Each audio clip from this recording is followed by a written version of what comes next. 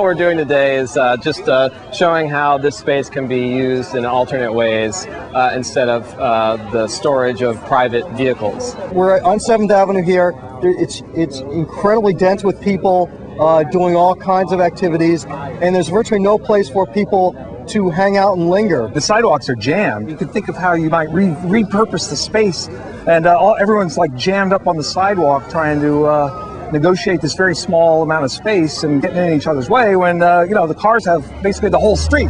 A lot of emphasis is put on vehicle storage, whereas not enough is put on space for pedestrians and bicyclists too. A lot has been said about Park Slope, how you get trapped behind the mother with a double wide stroller and their dog and all that stuff, but you really can't blame them.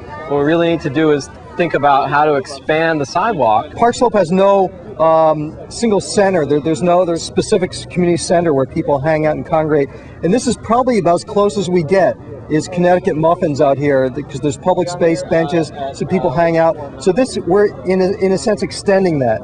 We want to follow the rules, do what a car would in this space. So we're following the rules by pumping the meter. It's very cheap space. If you do the math, at 25 cents for a half an hour, one parking space is $150 a month. And this beats rent. We'll just live here for $150 a month. It's bigger than my apartment. This is a legitimate use for this space, and we're paying the meters, and we're using it and enjoying it and opening up a public space that wasn't here yesterday. I'd seen on the Transportation Alternatives website that they did this in Williamsburg, and didn't know they were doing it today, but when I saw it, I was like, great, I'd love to join in. So brought one of my lawn chairs, and here I am, just sitting, hanging out, enjoying a beautiful sunny day in Park Slope. I was just walking by and I saw all these chairs pushed out here on the sidewalk, on the street, and I thought, hey, that looks like a cool idea. And I just, helped myself to a comfortable chair here and reading the Times, get some coffee. And it's very pleasant, I never thought of it before that you could actually rent the space just the way any old car would, and just camp out here basically. Yeah, we thought we'd conform to the letter of the law, which says that there needs to be a vehicle at the parking spot, and here it is. So we've been feeding the meter and parking our little SUV. Well, people have come along. They've really been excited about this work that we've been doing.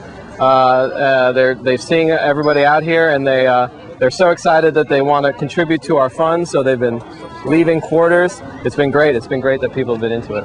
I think we should sort of block off some streets, right, in Manhattan and in Brooklyn. Well, yeah, all the streets. Well, yeah, because it's easier to walk, like blocks and stuff. You don't really need that many cars.